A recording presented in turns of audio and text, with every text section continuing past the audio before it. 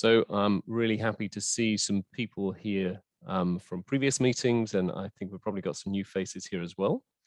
Now today before we get into the meeting, I'm going to repeat a couple of things I've mentioned in the last couple of meetings as I try to encourage people to join our meetup group. So what is this meeting? Well, the whole point of this meeting is to try and give a bit of a space for people working in data, mainly data scientists, I guess, working in EdTech. So I feel like we're a little bit marginalized because in the data space, education doesn't get that much. It doesn't get that much airtime. There's lots and lots and lots of work done in things like driverless cars and all the fancy topic areas, and EdTech's definitely seen fewer people than we want in the space, and so that's one of the reasons. And the other reason is within education conferences, there's less on artificial intelligence and machine learning, and often there's quite a traditional view towards research from the more education focused conferences, and therefore again there may be less opportunity for these kind of conversations. So anyway, this is supposed to be a nice safe home for people who are interested in data science and education. So these are the people who are involved in the team, and you are actually going to hear from one of them today. So this week or this month, we're going to hear from Aigner. So Aigner works at the learning agency, where she's now program director. And today she's going, I've still got the old link there. I do apologize. Timo's happy. I'm advertising School Dash again. So Timo's in the audience. That one just for Timo. This is a hell of a way to announce that Aigner's changing jobs and moving on to School Dash, but that's not happening as far as I'm aware. So she is still working at the learning agency, and Timo hasn't poached her yet. Anyway, so Aigner has been working there for a couple of years, and today she's going to talk to us lots about competitions, so data science competitions. So over to Aigner. Thanks, Simon. I'm just gonna share my screen. Stop sharing mine. Here we go. Okay.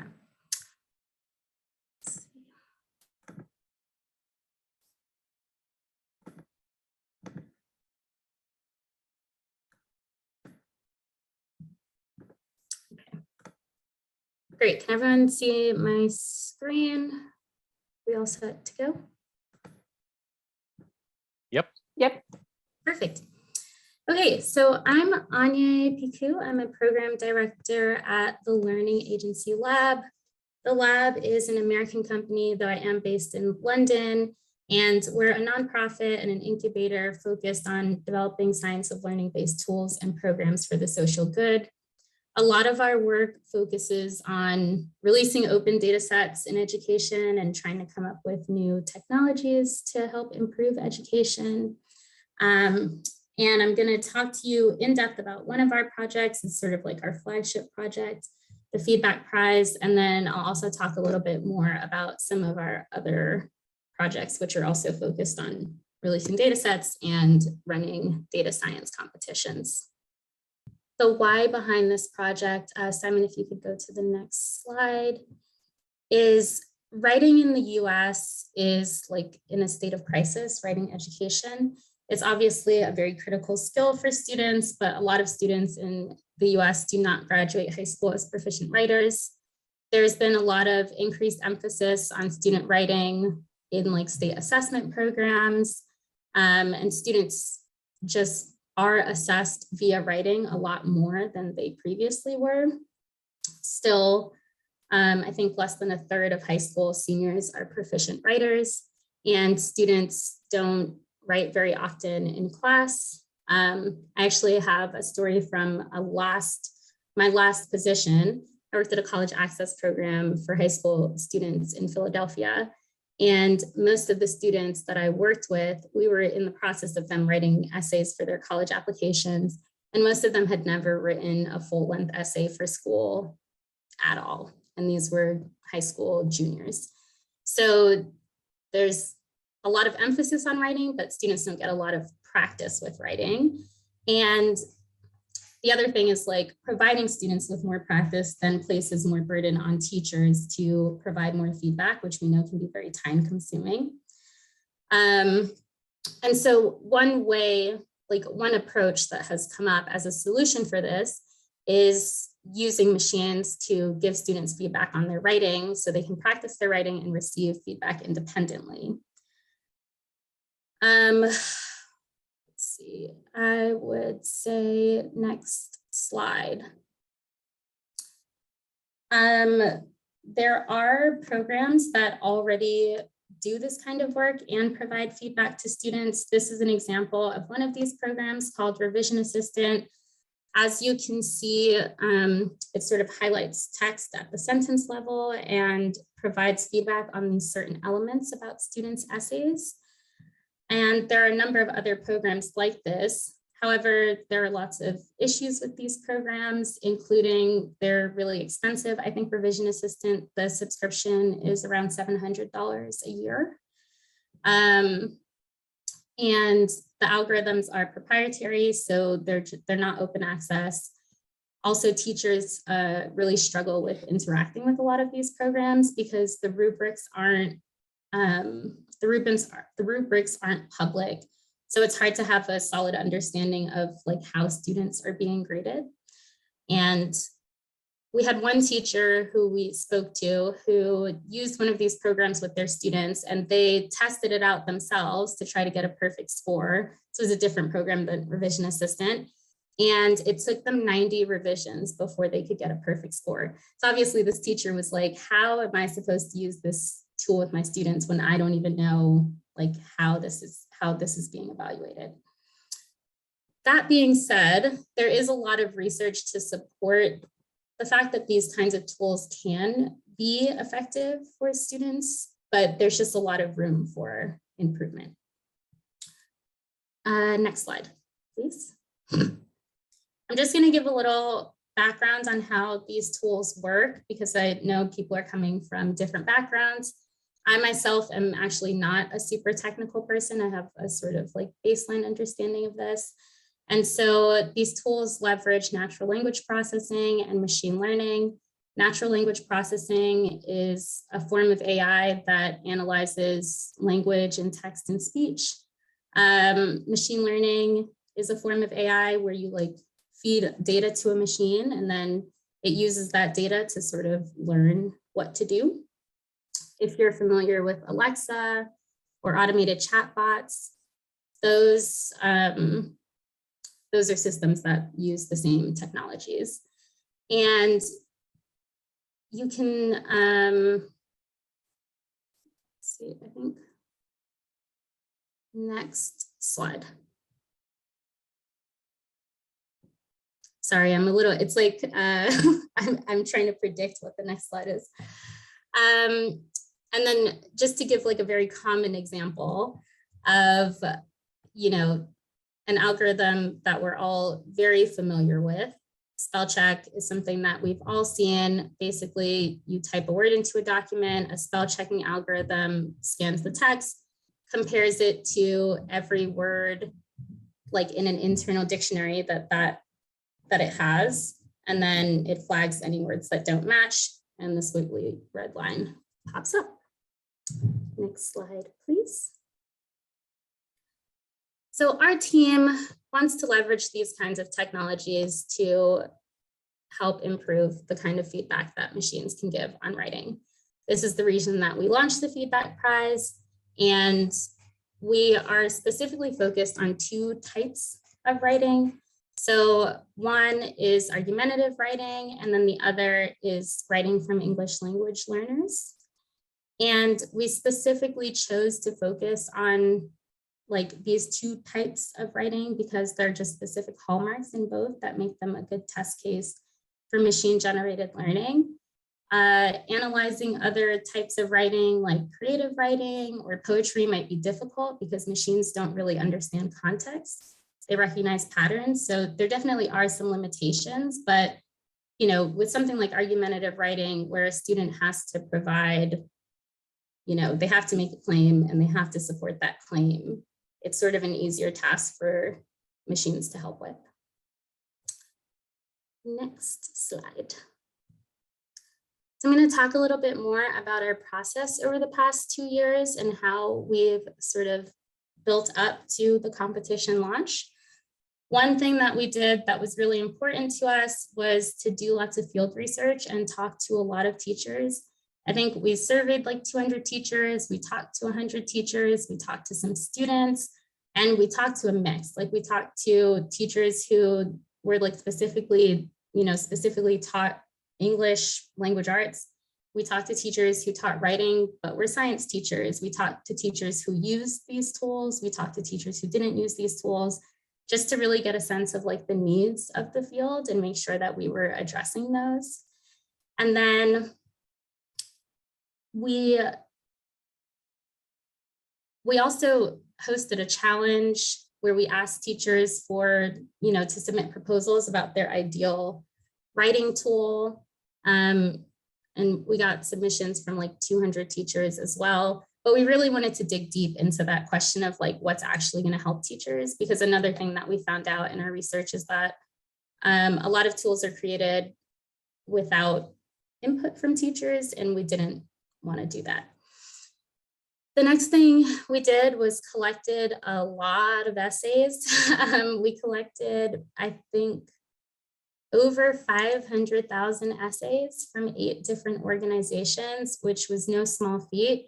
It took us, I think, 1.5 years to collect all of the data.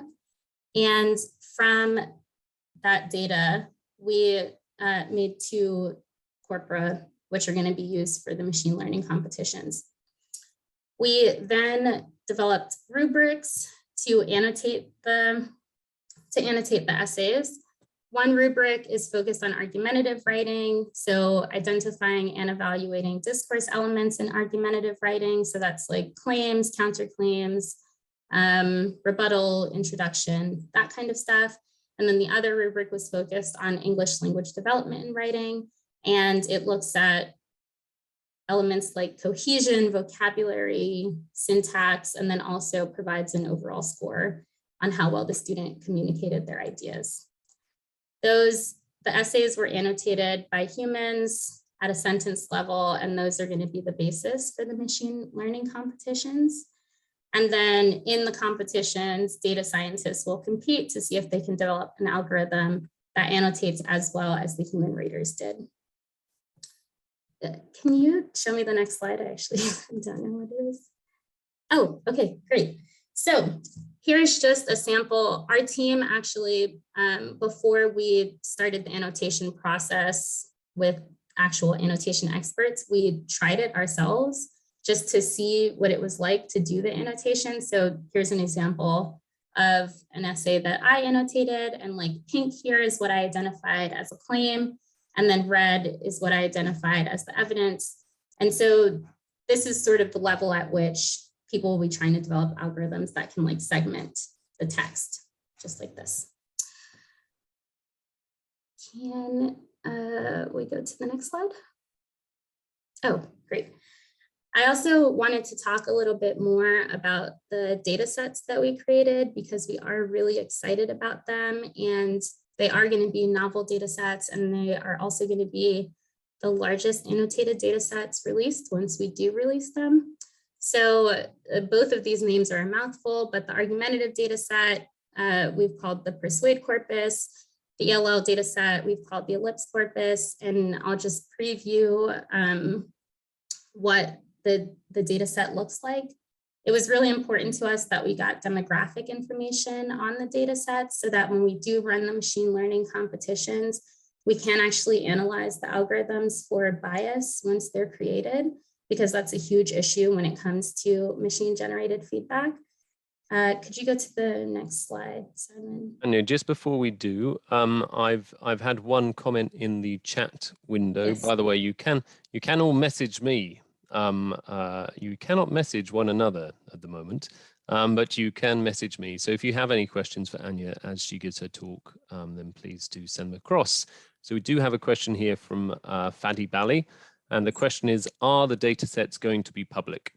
Yes, I think every data set that we create, we want it to be public. We're like not interested at all in not public data sets, at least at the lab, we're not. They'll be public, they'll be accessible for the purposes of like academic research, analysis, and anyone, anywhere can have access to them once they're released. Okay, I think the next couple of slides are on the demographics of our data set. Yes, so this is just a little bit more about the argumentative data set. It's from students in grades 6 to 12.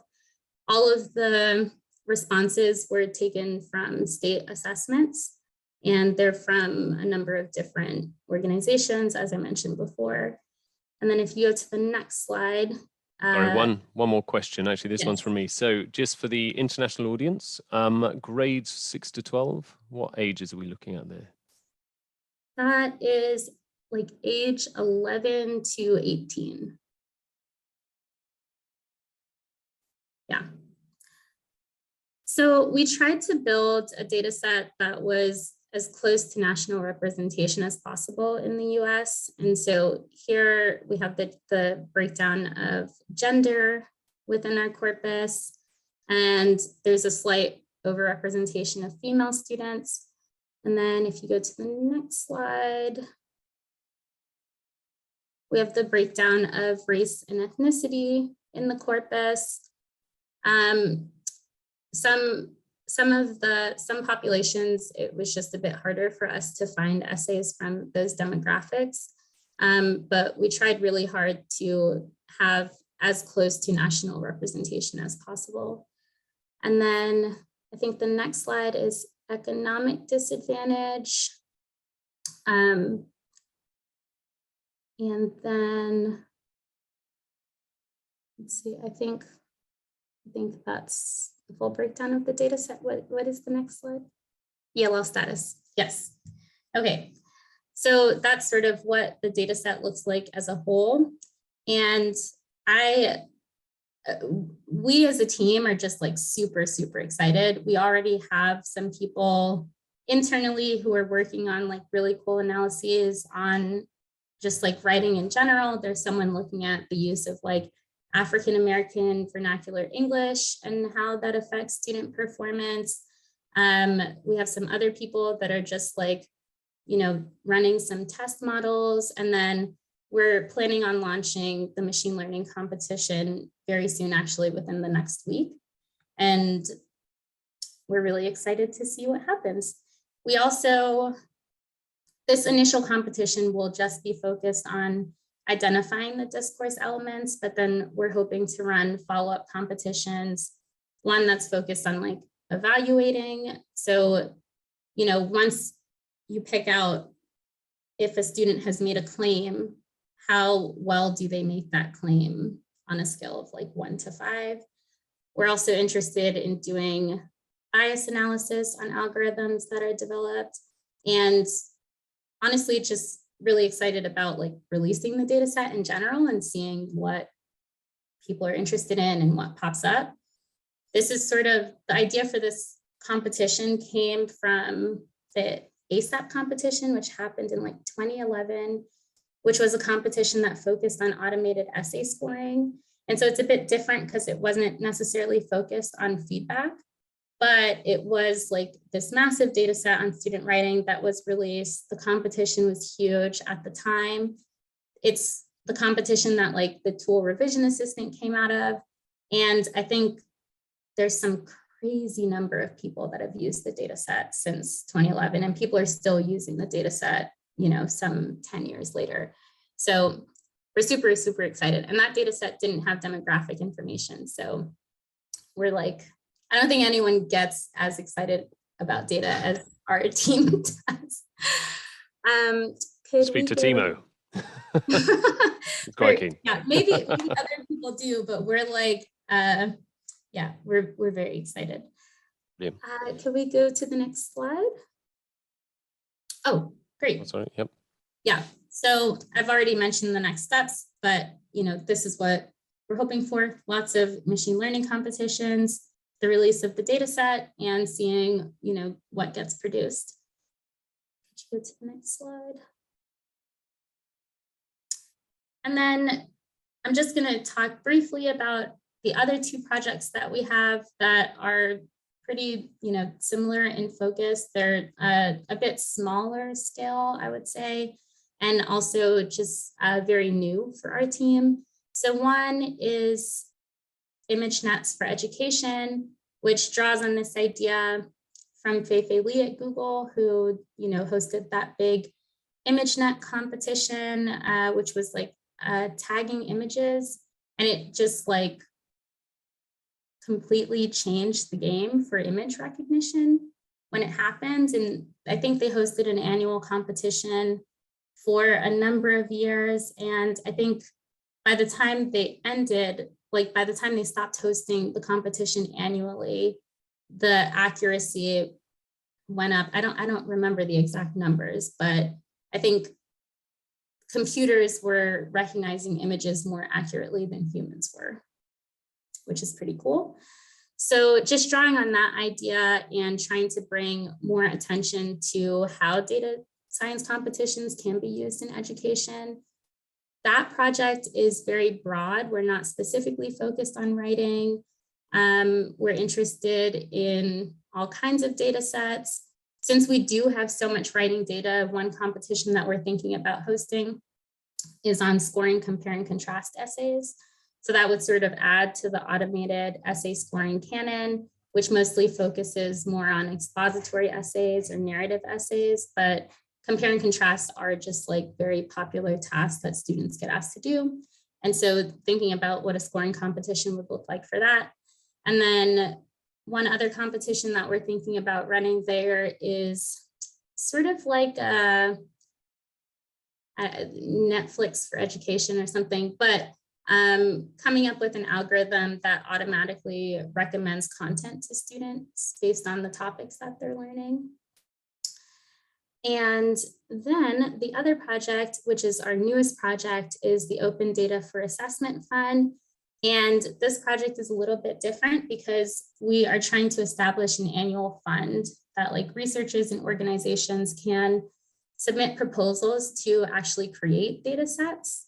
And with this project, we're really interested in supporting more long-term data set creation. So I think, the timelines would probably look like maybe like 2 years per project, but creating data sets that don't exist publicly at all and that are specifically focused around assessment or can be used to help us, just better understand how we assess students and to do a better job of it.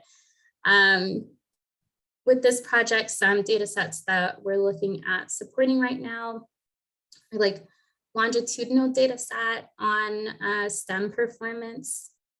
I'm trying to think, what else are we thinking about? Scoring summaries. We're also thinking about automated question answer generation. And so again, this project is very new, but yeah, we want to help people create and release public data sets.